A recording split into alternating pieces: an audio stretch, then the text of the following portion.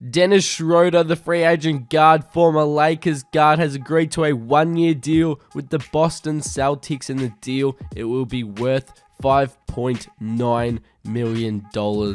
And this is coming from the guy that wanted, what did he want? 100 plus mil, 120 plus mil. I think it might have been 125 even. And the Lakers, they offered like $75 million, and he declined it because he wanted $100+ million in his next contract, and he gets $5.9 million. And he actually announced he was joining the Celtics on his Instagram account.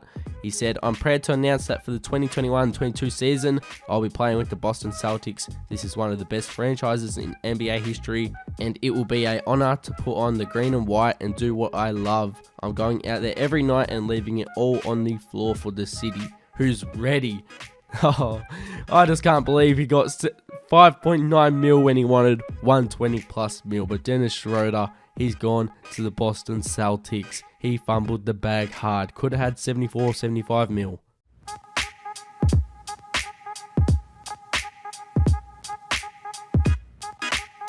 To sign multiple $200 million deals. It's all relative, right? Yes. What's $1 million to Steph Curry? Meantime, the Lakers stayed busy adding Carmelo Anthony to a veteran-laden roster. They also injected some youth into the backcourt, bringing in Kendrick Nunn and Malik Monk. Also retained Talen Horton-Tucker.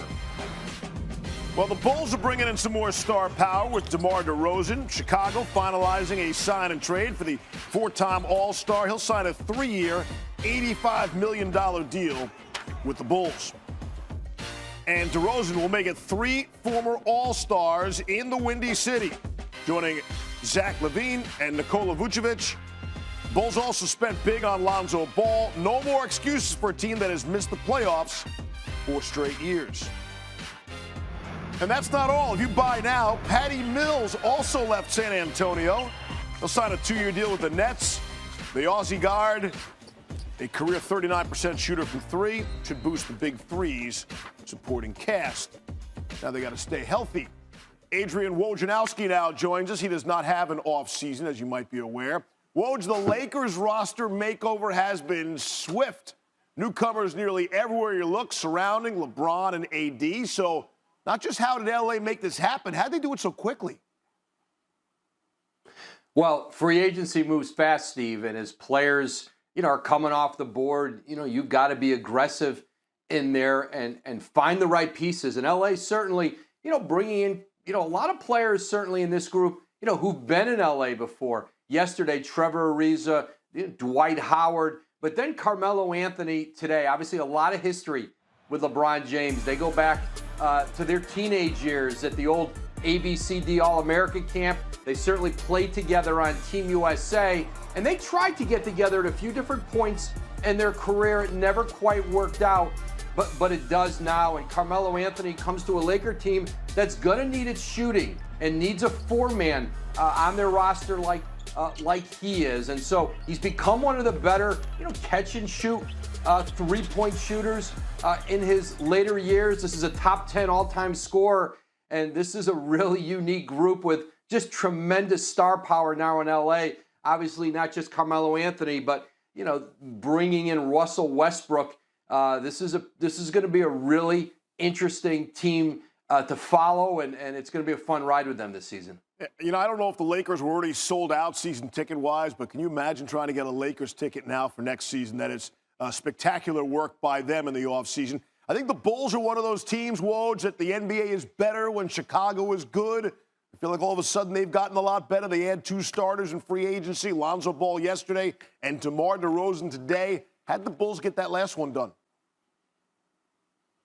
Yeah, DeMar DeRozan needed a landing spot. There wasn't really salary cap space out there for the kind of deal that he wanted, which ultimately was 3 years, $85 million plus in Chicago. So the sign and trade route, and Chicago, giving up another first-round pick, a couple second-round picks.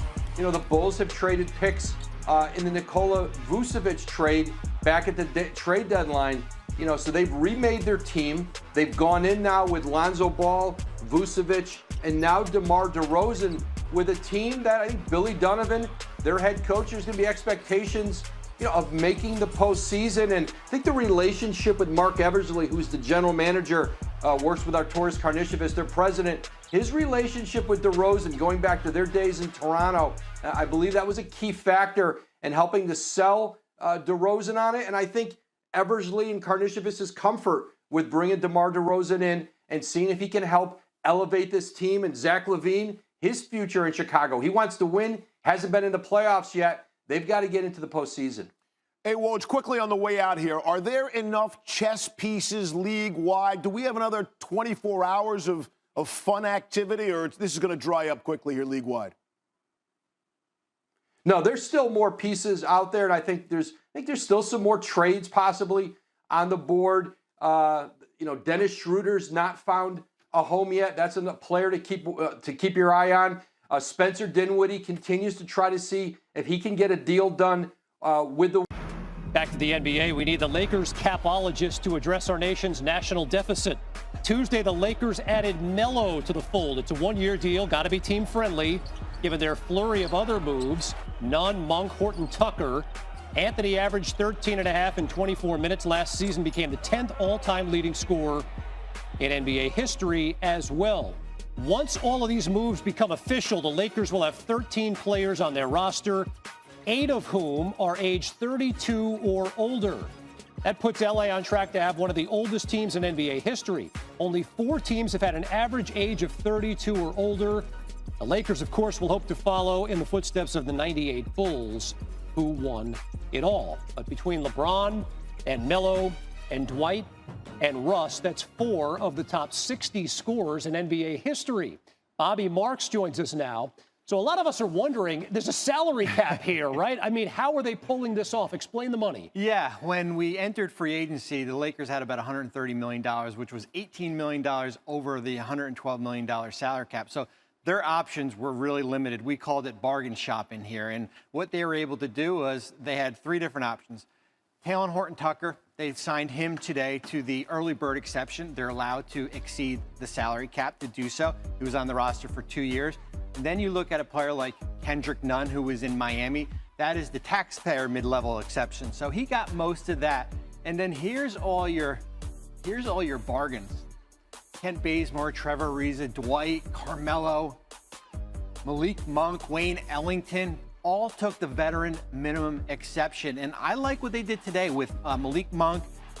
You're able to get Kendrick Nunn. You got a little bit younger. You got some shooting to put around the big 3 here. And they still have 3 roster spots. But the most important thing, $34 million luxury tax penalty, the biggest ever in Laker franchise history. So there's a cost associated to this roster. They'll be writing a lot of checks there. Yeah. And by the way, earlier in the day today, it was the big fella, Marc Gasol, saying, in fact, he would be coming back to the Lakers next season. We've talked a lot about first dominoes falling, right? We've seen quite a few dominoes fall so far, Bobby. Who's left? Yeah, so I call them the cap space free agents. That's what their label was before free agency started. Those aren't the players who are going to sign for the taxpayer mid-level or even the full mid-level. That's the players like Spencer Dinwiddie, Larry Markkinen, Reggie Jackson, Dennis Schroeder, who was with the Lakers there. And the problem right now is that the market's frozen. There's only about 3 teams that have cap space. You're looking at a team like Charlotte. New York's got a little bit. San Antonio, Oklahoma City. So a player like Dinwiddie trying to arrange a sign and trade to get to Washington. It's complicated because the Nets want compensation back. Right. We saw in the DeMar DeRozan sign and trade. They got a first-round pick, 2 seconds. Devontae Graham to New Orleans. Charlotte got a first-round pick. So you got to have some, you've got to work with the team here. Schroeder is the most interesting one for me. Turned down 4 years, $84 million, and is now looking for a new home. Gambled on himself.